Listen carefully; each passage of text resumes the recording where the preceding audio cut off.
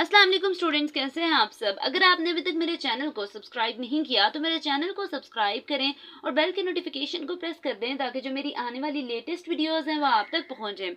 आज की जो मेरी वीडियो है इसमें मैं क्वेश्चन नंबर 43 और 44 को एक्सप्लेन करूंगी। तो सबसे पहले क्वेश्चन नंबर 43 की स्टेटमेंट देखिए। स्टेटमेंट में लिखा हुआ है represent the vector A is equal to 2y cap minus z j cap plus 3x k cap in spherical coordinates and determine A r A theta and A phi. कह रहे हैं हमारे पास एक वेक्टर गिवन है, ठीक है, और उसको मतलब कह रहे हैं इस स्फेरिकल कोऑर्डिनेट्स वाली जितनी भी वैल्यूज फाइंड आउट किया उन सबको इसमें पुट करना है।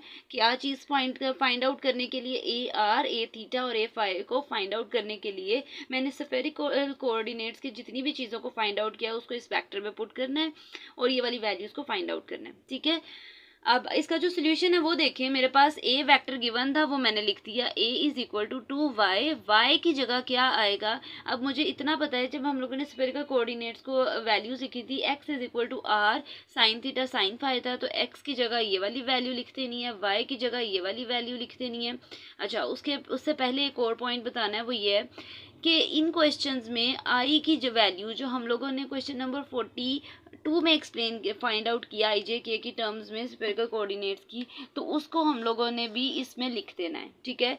आई की जगह जो वैल्यू हम लोगों ने प्रीवियस क्वेश्चन में फाइंड आउट किया उसको लिख दिया, फिर जी की जगह वो वाली वैल्यू पुट की आर कॉस थीटा है, ठीक है, और उसको मल्टीप्लाई कर दिया जे वाली टर्म के साथ। अगेन जो लास्ट टर्म है उसको 3 को मल्टीप्लाई कर देना है उसके साथ। यहाँ पे मेरे पास आएगा 3x की वैल्यू लगानी है, ठीक है, और साथ क्या आ जाएगा, पहले हमारे पास y की वैल्यू लगानी है। सॉरी, यहाँ पे मैं एक चीज़ को एक्सप्लेन करना भूल गई। यहाँ पे y की वैल्यू है और वहाँ पे x की वैल्यू को पुट करना है। पुट करने के बाद कुछ इस तरह से मेरे पास नंबर्स आएंगे और मैंने सिंपल इनकी मल्टीप्लिकेशन करनी है। अब जब मैं इनकी मल्टीप्लिकेशन करूंगी तो 2 को इस नंबर से मल्टीप्लाई करें, ये नंबर आ जाएगा 2r sign theta sine phi, और इसको पहले इस वाली टर्म के साथ मल्टीप्लाई कर देना है, इसको इसके साथ मल्टीप्लाई कर देना है, इसको इसके साथ मल्टीप्लाई कर देना है। जोन सी टर्म सेम होंगी उनका तो स्क्वायर्स बन जाएंगे और जो सेम नहीं है वो साथ ही मल्टीप्लाई हो जाएंगी, ठीक है। तो मल्टीप्लिकेशन करने के बाद मेरे पास कुछ इस तरह से नंबर्स आएंगे। ये जब मैंने सारी मल्टीप्लिकेशन कर ली है तो मेरे पास इसके जो नंबर्स हैं वो कुछ इस तरह से आएंगे।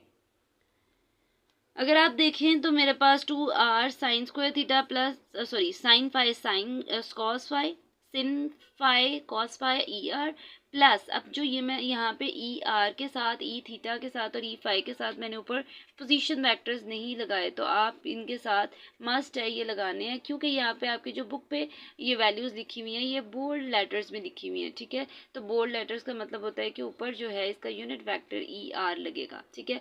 आपने जहाँ जहाँ ये वाली टर्म्स आ रही हैं वहाँ वहाँ आपने इनको ये वाले इसके ऊपर वो लगा देने हैं, ठीक है।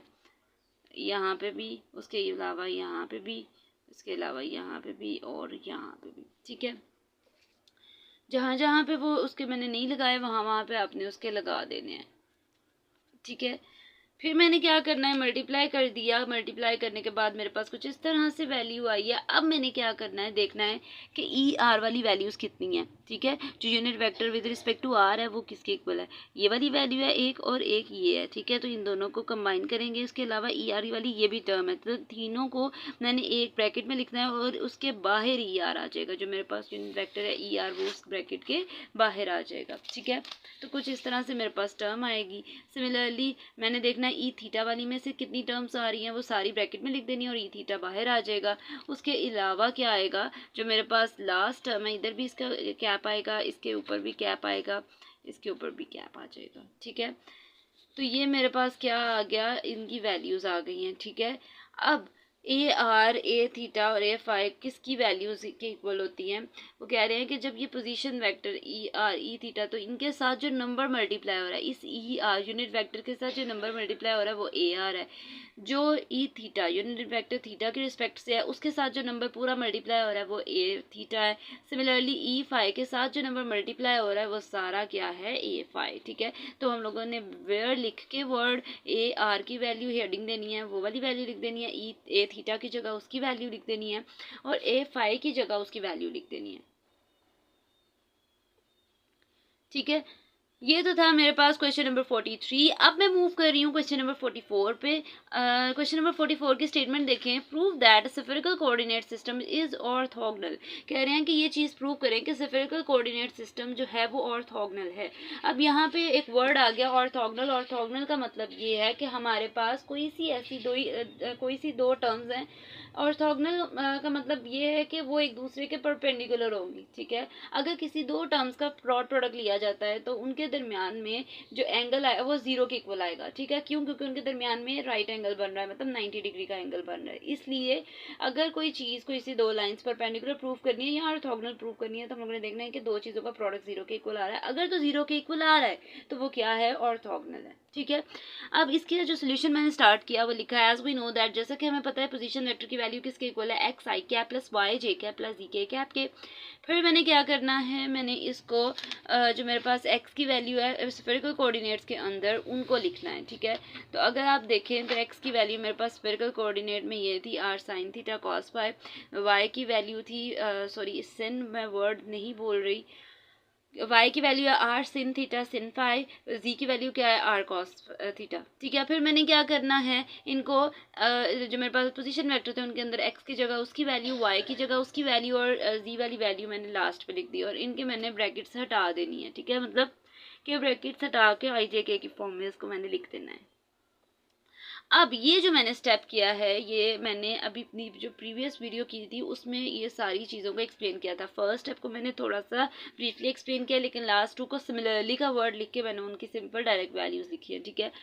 अब मैंने क्या करना है, मुझे position vector sorry unit vector E R चाहिए। हम इसको E1 का नाम भी दे सकते हैं, ठीक है। ई आर का अगर फाइंड आउट करना है तो वो फॉर्मूला हम लोगों ने प्रीवियस वीडियो में भी देखा था कि पार्शियल आर को अगर पार्शियल आर की रिस्पेक्ट से, ठीक है, जो मेरे पास पोजीशन वेक्टर है उसको अगर आर की रिस्पेक्ट से डिफ्रेंशिएट कर दिया जाए तो जो मेरे पास उसका आंसर आएगा वो ऊपर लिख देना है और उसके मैग्नीट्यूड का स्क्वायर्स मतलब स्क्वायर्स का मैग्नीट्यूड लिख देना है, उसके नीचे डिवाइड होगा।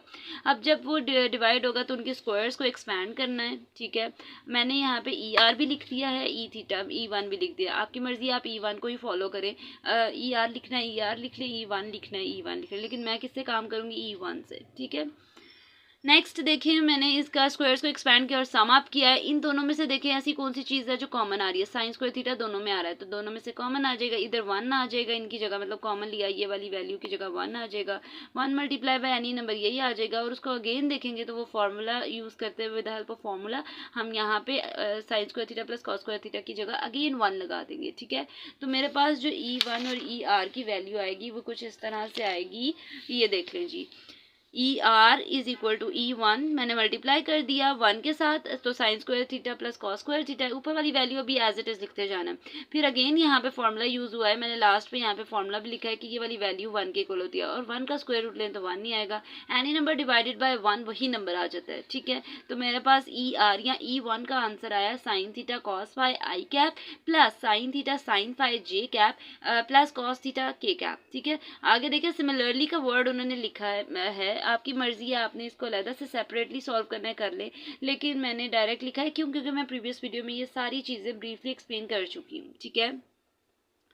तो अब मैंने क्या करना है, ई थीटा या E2 की वैल्यू पार्शियल जो आर है उसको थीटा के रिस्पेक्ट से डिफ्रेंशिएट करना है और उसको मैग्नीट्यूड लेना है, तो कुछ इस तरह से मेरे पास उसका आंसर आ जाएगा, ठीक है। इस तरह से मेरे पास उसका आंसर आएगा और नेक्स्ट और लास्ट जो इसकी वैल्यू है वो किसके इक्वल आएगी?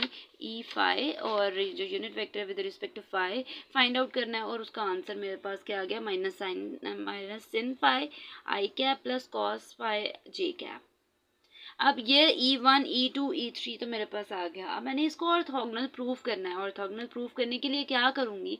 सिंस का वर्ड लिखूंगी, E1 का डॉट प्रोडक्ट लेना है E2 के साथ। कह रहे हैं दो चीज़ों का डॉट प्रोडक्ट जीरो के इक्वल आना चाहिए, ठीक है। अगर तो वो जीरो के इक्वल आ जाएगा तो वो परपेंडिकुलर है या फिर ऑर्थोगोनल है, ठीक है। और अगर वो जीरो के इक्वल नहीं आता तो वो ऑर्थोगोनल नहीं है, ठीक है।